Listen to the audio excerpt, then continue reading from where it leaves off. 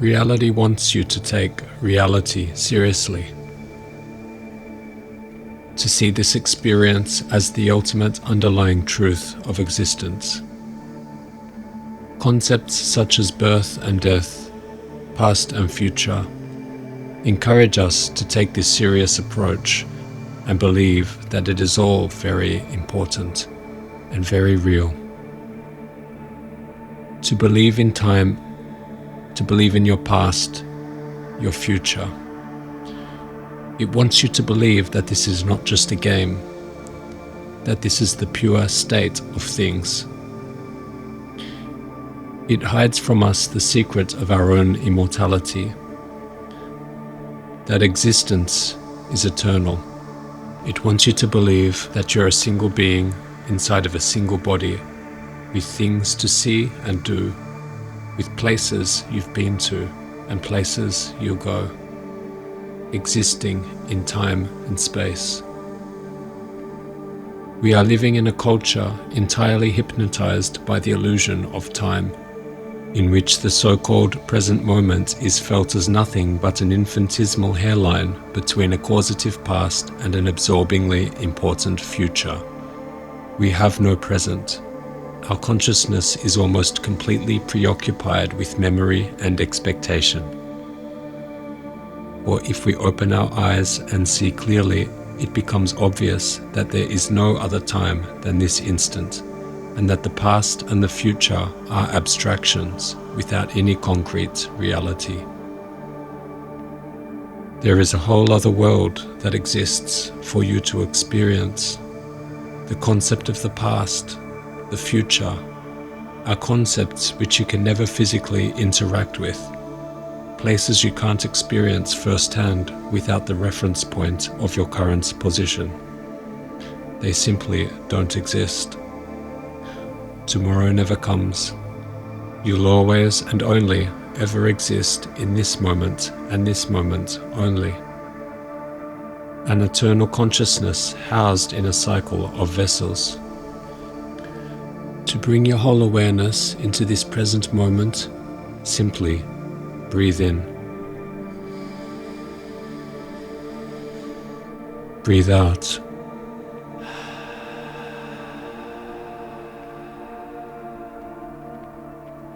You are here now.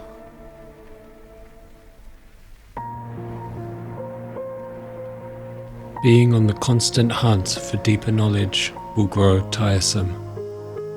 Beyond the words and concepts of knowledge and thought lies direct experience. Look at the animals. It appears they waste no time pondering creation, nor do they seem to make inquiries to find out about their own bloodlines or origins of existence. They experience life as a sensory activity, as it is to be experienced, following their instincts and physical senses. Their consciousness has evolved to play the game, to live day to day through their instincts. They did not evolve mental faculties to study the world's mythology and origin. From our human perspective, they live in a more simpler sense, perhaps even a purer sense of existence. There is intelligence to this way of life. In physical experience, we may not discover the origins of existence, but it is here that we get to experience life in its most full and capable capacity. And within the realms of sensory experience springs a different kind of knowledge, the purest sense of life itself. In life-threatening emergency situations, the shift in consciousness from time to present sometimes happens naturally. The personality that has a past and a future momentarily recedes and is replaced by an intense, conscious presence, very still but very alert at the same time. Whatever response is needed then arises out of that state of consciousness. The reason why some people love to engage in dangerous activities such as mountain climbing, car racing, and so on, although they may not be aware of it, is that it forces them into the now, that intensely alive state that is free of time, free of problems, free of thinking, free of the burden of the personality. Slipping away from the present moment, even for a second, may mean death. Unfortunately, they come to depend on a particular activity to be in that state. But you don't need to climb the north face of the Eiger. You can enter that state now. Playing the game that has been presented to play. Is that not what we came here for? Through living in the conscious moment, thoughtless of past and present, we may not learn the origins of life, yet we learn how to better play the game. And is learning to play the game not a more worthy pursuit than searching for the game's origins, the game's secrets? Consider a game of chess between two grandmasters, two players who have spent so much of their lives on the board, in gameplay, that they are capable of orchestrating devastating tactical operations many moves in advance, wielding vast mental powers and creativity, far exceeding the average player's mental capabilities. What a joy it is to watch the game unfold. Much like a work of art, to witness the pinnacle of a human's mental capabilities inspires deep reverence. To master your craft. Contrast this to another game of chess where two players are exerting their mental faculties, discussing and debating the historical origins of the game of chess itself, whilst playing their moves on the board. The art of the game takes a back seat to deep philosophical discussion on the meaning of chess and why we play it. The player's thoughts absorbed in the history and mythology of the pieces, and much less attention afforded to the actual game at hand. In a physical sense, not much eventuates out of this game. Perhaps they discover the secret origins of chess, or they don't. But the game itself lacks richness, lacks depth of strategy, or any other displays of mental prowess that make the game worth playing. The game itself was boring to watch. Although there is no correct answer here, we should assess what's important in how we wish to live. In a similar way, we can get lost in the hunt for more knowledge on the secrets of life, reading book after book and watching video after video. We become so engrossed in the pursuit of knowledge that we minimize our own sensory experience of life and reduce our output into the world. Your own valuable output that this world so desperately seeks from you. The shades of green in the color of the trees, the various scents in the air, the heat of the sun. These are experiences you won't find directly in any books. Yet there is perhaps more wisdom and knowledge inside this raw experience of nature than that of anything you might read in the pages of an ancient text. As a seeker of truth, this hunt for answers and more wisdom could be your life's work, and you may have chosen to sacrifice other pursuits in your life for this position. If you feel that this is your particular calling, then you don't even need to consider such questions on how best to spend your time. If we were all in the Matrix, one would think that we must awaken everybody. Though if we're all in a video game, maybe we'd say, just play the game and enjoy it as it was intended to be played. The truth is neither Matrix nor video game. It is what you believe it to be. Look into the sky. Try and look past the sky. Do you really think anything exists out there? Beyond the blue rendered space we call the sky? Or is it an edge, a border, much like the borders of any other video game? Perhaps the character could theoretically leave, but physically can't. Reality so very much wants you to believe that it is a vast universe out there and not an enclosed system environment. Believe what you want. In fact, what you choose to believe will matter most. Your response to the thought of what lies past the skies is more important than what lies past the skies. far beyond any objective answer of whether anything lies beyond the skies or not. In fact, it is questionable whether an objective answer even exists. We tend to imagine objects in space and time existing independently of our existence. A human in a country, on an Earth, in the solar system, in a galaxy, within a universe. But we must remember that everything in this universe known to us is occurring from within our mind, not in terms of physical matter, but in terms of frequency. And where is the source of this stimuli coming from? If you lived in Mario Land, how would you go about finding the Nintendo console currently running your Mario Land reality? You wouldn't. You couldn't. You can only move back, forward, up, down, or jump. Your movements are limited to the limited dimensional movements of the Marioverse. You are in Mario Land to play Mario, and play Mario you will. But Mario is only an extension of the player playing him. In the same way, you are perhaps only an extension of the player playing you. You are like the branch of a tree. Mario is oblivious to the controller, the player dictating his every movement.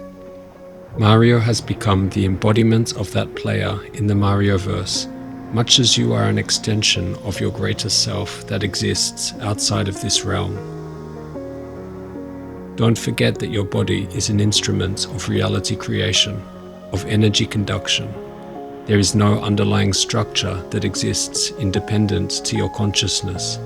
It is being created as we speak, as you think, and as you live.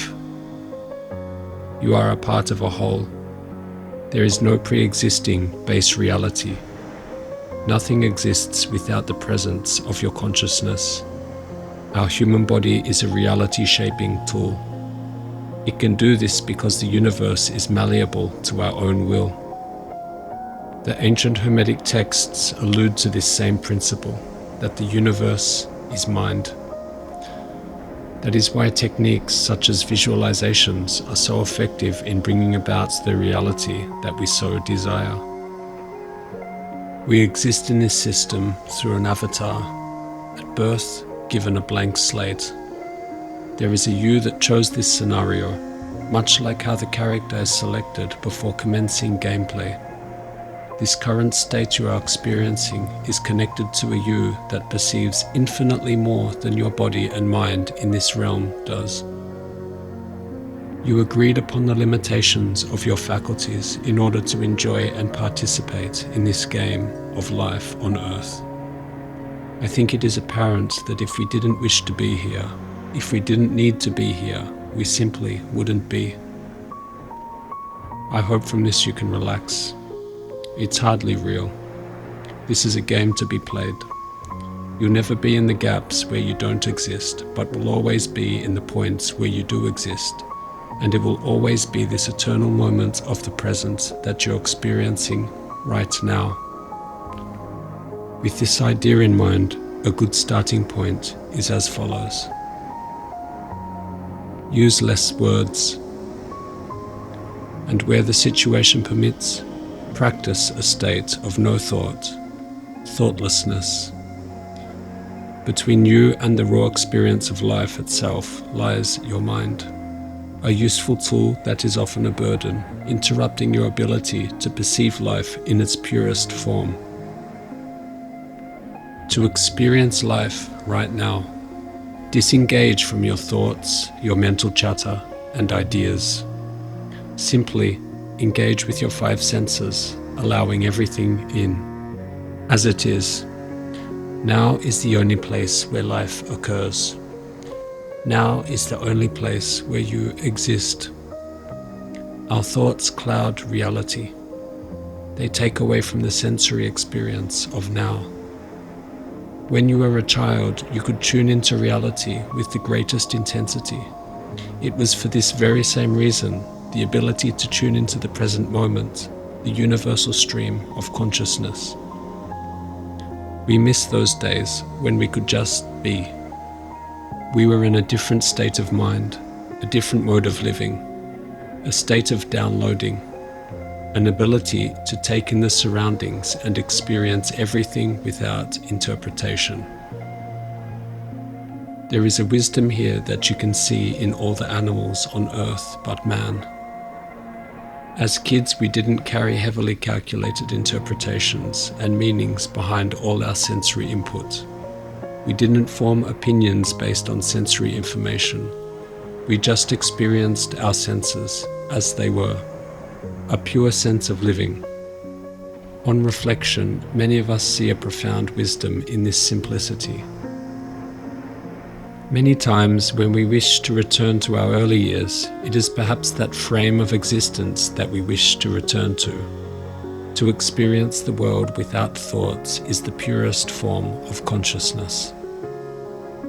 You can practice this anytime, provided your attention is not being called upon to work at the present moment, or that you are in a situation where a lack of conscious thought could cause harm or injury. If you're in a safe spot and if your attention is not required for work or vehicle operation, then I'd like you to follow these words and try to experience a deeper sense of your own awareness. If you have any breathing conditions such as asthma, then I do not recommend this breathing exercise either. Let us enter this state for a short time to lock in to your 5 senses. If you have no trouble with only listening, then perhaps close your eyes and quieten your mind. The screen will remain dark for this time, so no need to watch. Before taking in a deep breath, start with a full exhale of the remaining air through your mouth.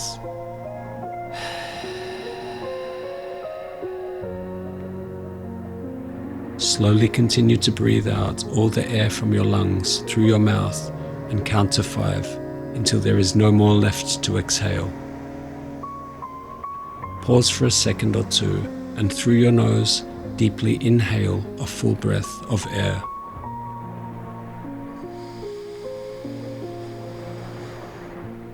Once your lungs are full, pause for a second, let go and exhale through the mouth naturally. As you breathe out, feel your body moving into relaxation. Let's repeat once again. Breathing out through the mouth. 1, 2, 3, 4, 5. Pause. And in through the nose.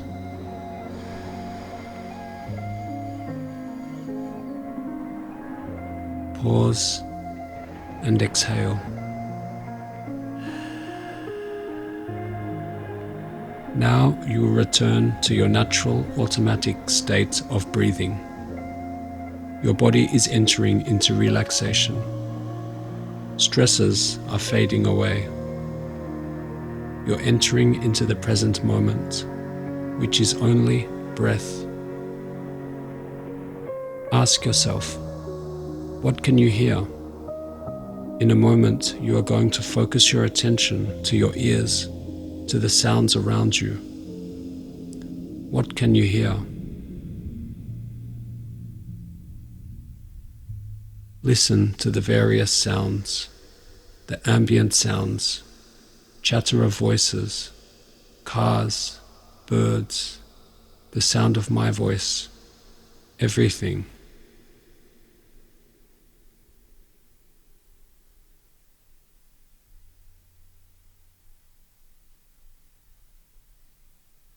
You might even recognize that the quality of silence has its own audible resonance, its own high-pitched frequency.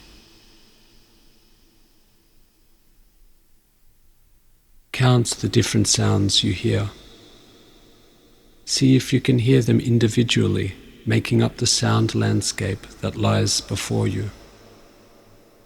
If you'd like, pause this recording for a few moments and just begin to listen.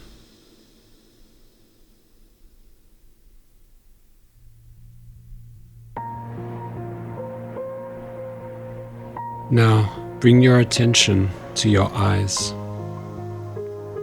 What can you see? What colors?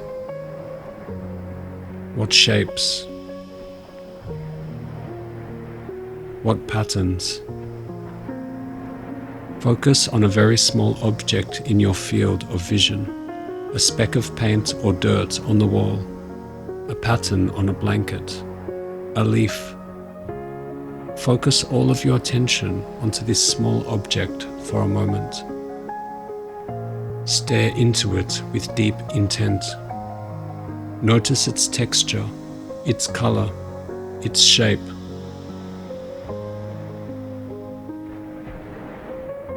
As you pour all your conscious awareness into this small object, you'll start to recognize more details of its structure. No need to move a muscle. Hold your gaze into the object and become aware of your focus intensifying. As you stare deeply into this object, it becomes the very center of your universe. You may notice the surroundings of your vision begin to blur and sway visually, but pay no attention to anything but the object. Breathe deep.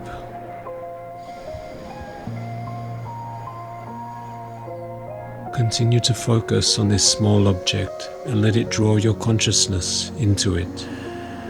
You are now concentrating your full awareness into this powerful point. Allow the small object to almost hypnotize you as you pour all of your attention into it. Continue to breathe deeply.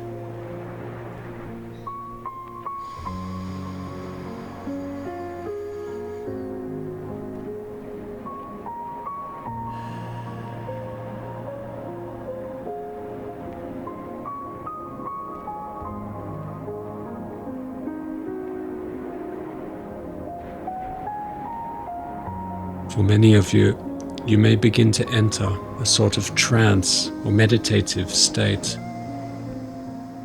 Allow this feeling of relaxation to occur.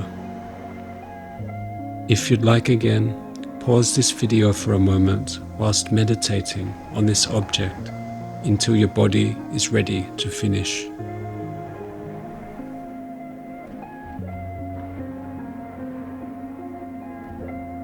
By this time, your body should be in a more relaxed and conscious state. You are fully alive in this moment, connected to your breath and senses, the faculties for experiencing life. All of eternity, all that life is, exists in this very moment, the state of now.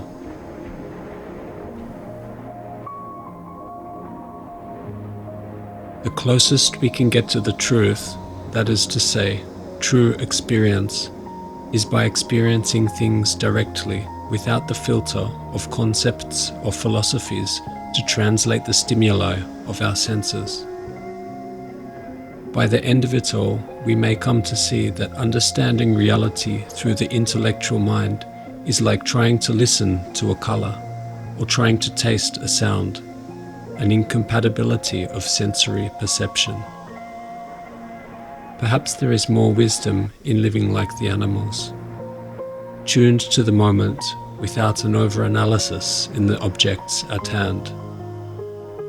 As we lived when we were kids, enjoying the seemingly eternal stream of consciousness without getting bogged down by concepts such as future and past. This is a very different mode of reality to the past and future paradigm that so many of us are prisoners in. To live simply, think simply. There is wisdom in simplicity. The deepest form of experience is not in the knowledge we obtain, but in the pure, momentary experiences of life. The deepest we can experience is in this very moment, the now. This is where the truest form of life exists. Stay there.